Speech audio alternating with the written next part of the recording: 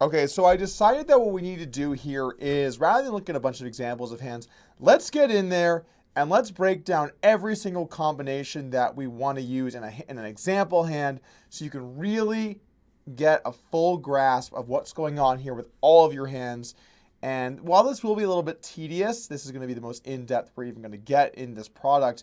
It's going to really be important for you so that you understand what's going on in these situations. So let's go over here to the, let's just go here and look at a hand that was played recently. Now, the hand itself does not matter at all. I'm only using the hand just to have like a board. Actually, I should probably pick one with a river. Let me quickly pull up a different hand. The hand doesn't really matter itself almost at all. We're just simply using something as an example so that we can talk about on different turns and rivers how many value hands that we have. So you can just ignore what happens in this hand. We're just using it as a way for us to look at different combinations in a hand. So now we're going to start off, as you always should, with looking at our value bets. In fact, let's make this whole video figuring out how many combinations of value we have in each spot and establish what size we are going to use. So we have all 7 of the lines here. I'm just going to put all these in here. Actually, we're going to go like this.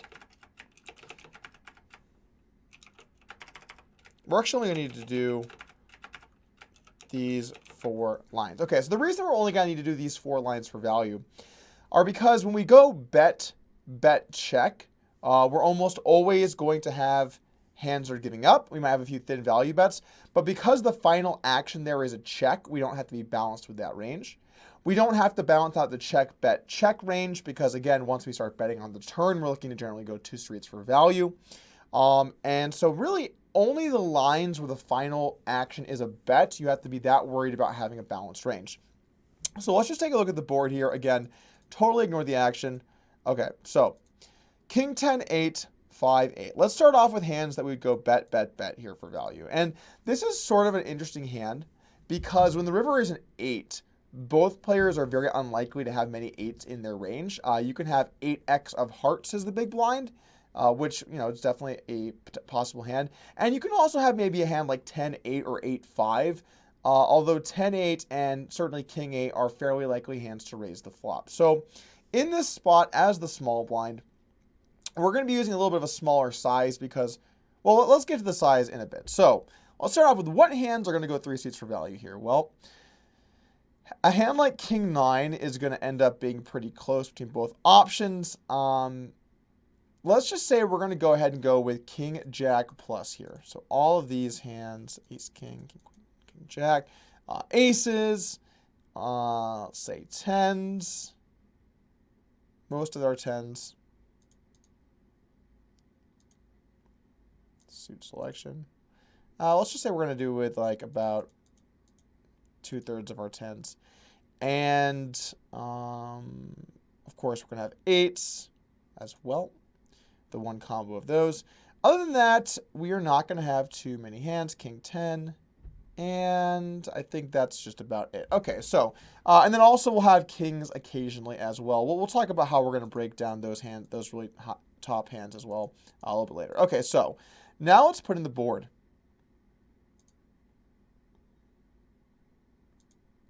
King 10, 8, 5. Oh, shit. 5, 8. Okay, now, if we look at this and we go into how many combinations there are of these hands, this cannot be display card. Okay, sweet.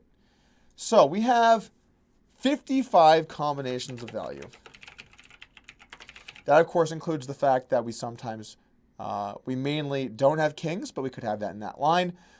We have 10s sometimes. We always have 8s. We always have aces. And we always have all of these very strong King X hands, okay? So let's walk through the rest of our value. So if we bet the flop and check the turn, what kind of value hands are we going to have for that? Let's take a look. So we're not going to have those strong kings. And we're not going to have the weakest kings. Those are generally going to want to check the flop back. So really what we're looking at for hands that bet the flop and check the turn are hands like these kings, King 9, King 7. And then maybe a few of these weaker kings as well. Let's go with half of those. So we're going to have all of those hands. And then we're not really going to have any 8x hands that are going to bet the flop, check the turn. But we will have some of these kings as well. They're setting up for the trap. Like this. We'll occasionally have a hand like 10s, again setting up for the trap. Okay. And I'm not going to have king 10, not going to have 8x either. Okay, so when we look at our value range here, let's talk about the bet check bet spot, because I think it's a very complex situation. First off, I think it's generally not the strongest line, because you allow your opponent, after they call the flop, an opportunity to try and realize their equity. So I'm not a big fan of it. I generally like either betting the flop, punting on barreling, or betting the checking the flop and betting the turn. Now, why do we need to have these hands that bet flop and check turn? Well, because if you never have hands that bet flop to check turn to call river, then you're not going to be able to play against the river pro very effectively, which is important. Additionally, you're going to want to be able to bluff here. You're going to want to be able to take some bluffs and put them into your range as well. So you have to develop this bet check bet range. Now, the problem is if you don't occasionally put hands like kings and tens into that range, what's going to happen is if you get check raised on this river after betting the flop and checking the turn, you're opening yourself up to really get destroyed by these bluffs. And there are some players that are really known for attacking you in these situations. Sauce does a pretty good job of that. I think Jungle does a pretty good job of that as well. So, in these spots, you're going to have to make sure that you have some occasional, very strong nutted combos, so that when you do go bet, check, bet, you're going to have some hands like top pair. That's going to be your primary value bet, but you're additionally going to have some very strong hands like full houses, three of a kind, etc. So we always want to put a couple combinations in there on the turn, and I guess a good way of thinking about it when you do bet the flop with these nutted hands, which you generally should be, particularly with 10, 10, and 8, 8. King, king, I think we're going to do a little more splitting on the flop. But when you do decide to bet them on the flop, you want to take a small percentage of those hands on the turn and check them. Let's call it 20% or 25% or 30%. You still want to mainly bet them because betting very strong hands offers you more value. You build a pot with a good hand. There's a lot of value in that, obviously. So when we have a hand like a set of kings, set of tens, we want to occasionally work in that check, but we're mainly going to bet it. And if you do that, you should still realize something. If we look at the combos of bet, check, bet, we have 45 value combos here, right? So let's just put this in. And there's a little bit of a problem with that.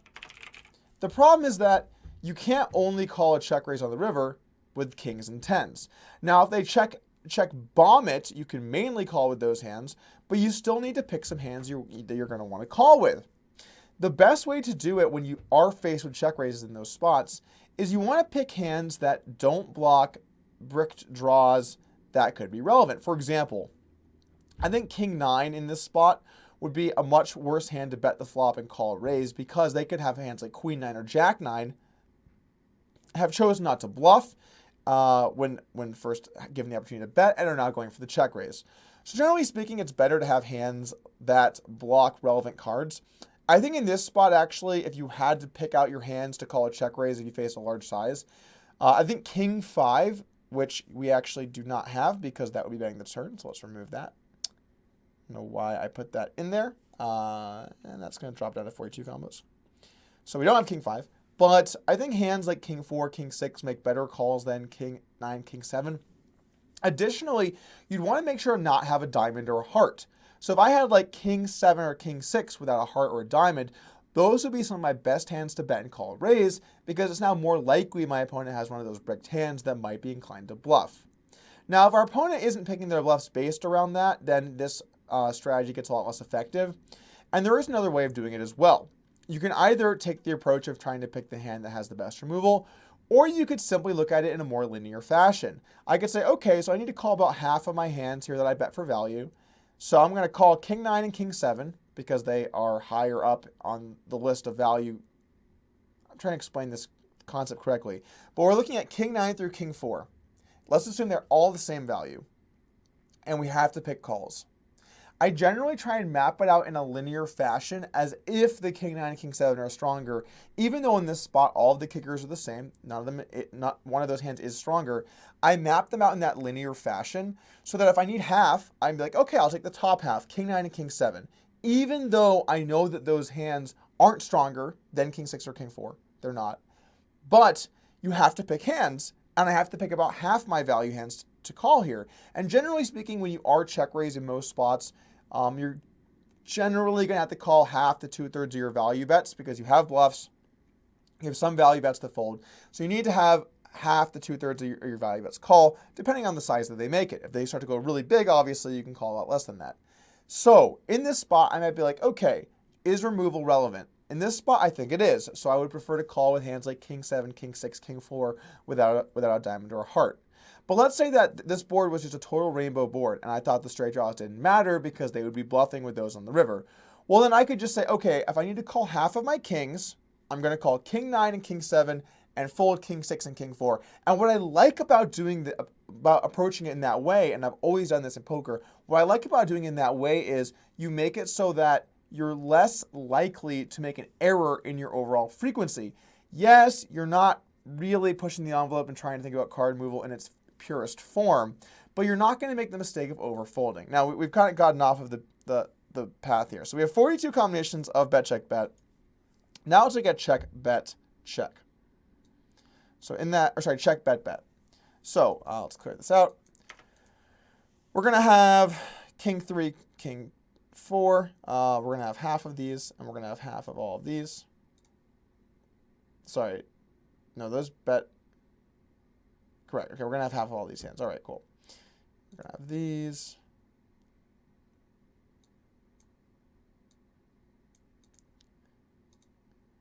Let's go with half of them. That's approximately half. Okay, we're going to have half of these guys. And we're going to have all king 3.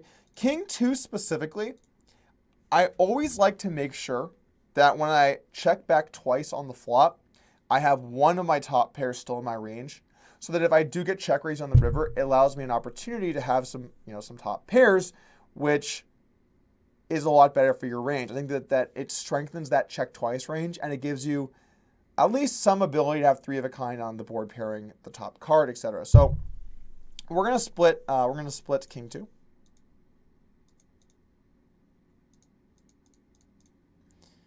And we'll split king 2 suited. All right, so we're going to have these. We're also going to now start to take some of our best top pairs. We're going to take hands like ace 10, queen 10, ace 10, and queen 10. Okay. So here's what's interesting about this hand, though. And then, of course, we have 8-5. Always have that because we're going to check that hand back at the flop. We're always going to have a hand like 5-5. And we're always going to have... Nope. Okay, and we're also going to have king 5 here. We're going to have king 5 because we're going to check that back on the flop. And we will have half of these. Okay.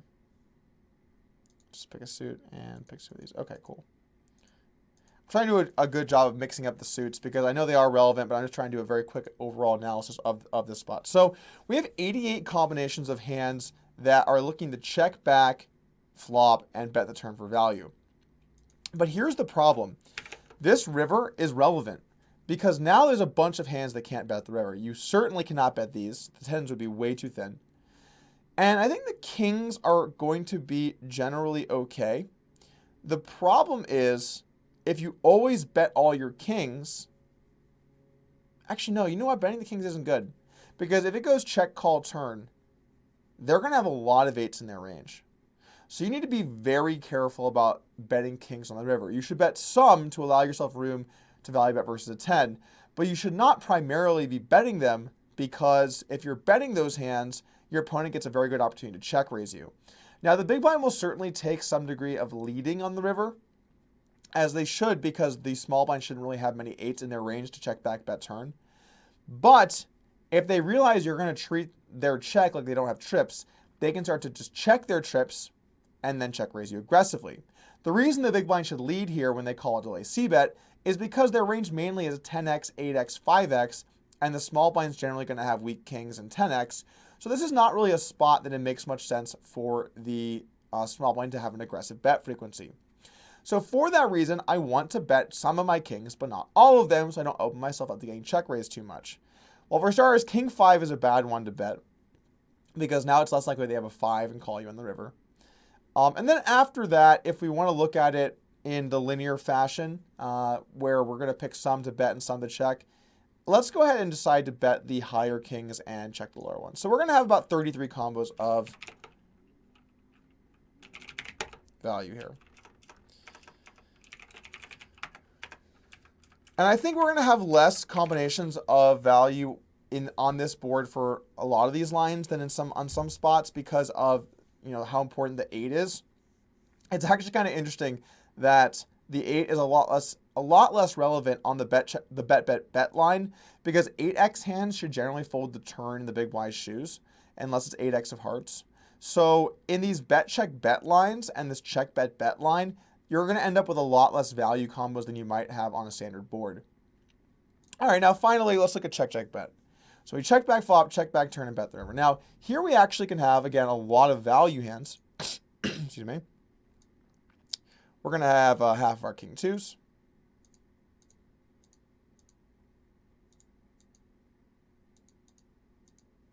We're going to have the 10s that decide not to bet the turn, which is going to be the hands around jack 10 or lower, maybe even 10-9 lower. I'm not going to be opening up some of these worst 10s. Like this. Maybe some of our jack 10s.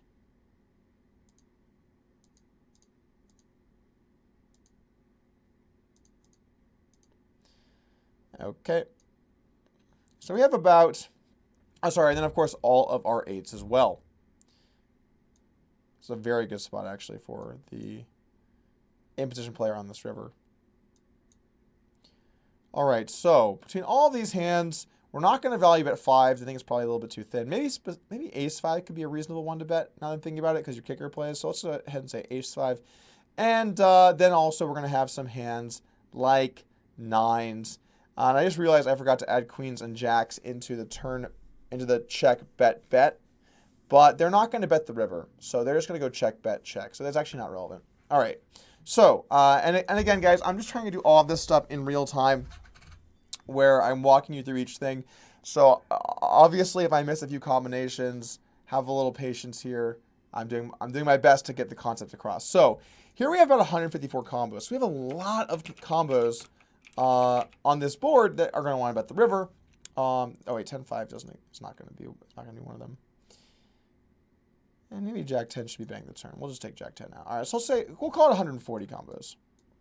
And what's cool about this spot, it's 140 combos where we're really happy about how protected we are should we decide to bet. Because this river, honestly, is an extremely strong card for our range. We're going to have every 8 that decide to check back flop, check back turn. All 8s will take that line, and we'll get here accordingly. So, these are our value combos, and let's go ahead and start up the next video and talk about now the way that we're going to figure out our bluffs.